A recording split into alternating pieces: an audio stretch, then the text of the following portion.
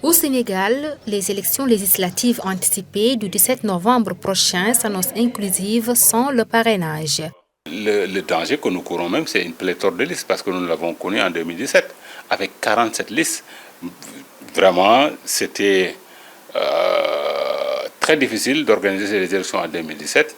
L'enjeu, c'est surtout faire en sorte que, comme il n'y a pas de parrainage, quand même avoir un nombre de listes raisonnable.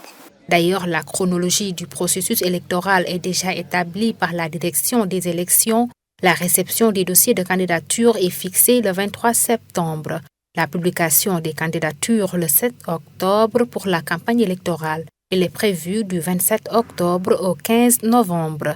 L'Alliance pour la transparence des élections législatives, ATEL, une coalition de l'opposition, invite ainsi les autorités à des concertations pour un bon déroulement du scrutin.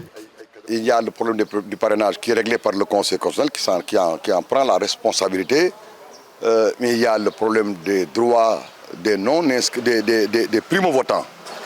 Il y a également les délais comprimés de dépôt des listes.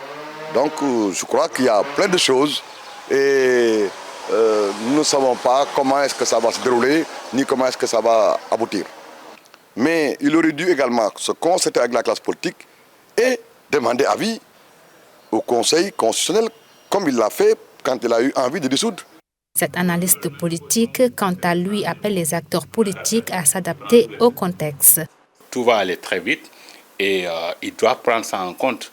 Donc on n'est pas dans des délais de 90 jours, de 80 jours ou des choses de ce genre. Donc il faudra qu'il s'adapte au fait que nous sommes dans des élections anticipées.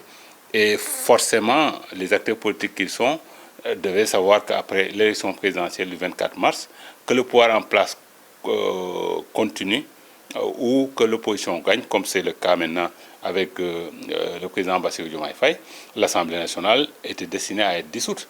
Donc il devait être préparé à des élections anticipées. Donc être là à dire que oui, le pouvoir en place est en train de faire dans la ruse, je pense que quand même pour des acteurs politiques rodés à la tâche, ils devaient se préparer en conséquence. Une rencontre des acteurs politiques avec la direction des élections est attendue pour l'organisation d'un scrutin transparent.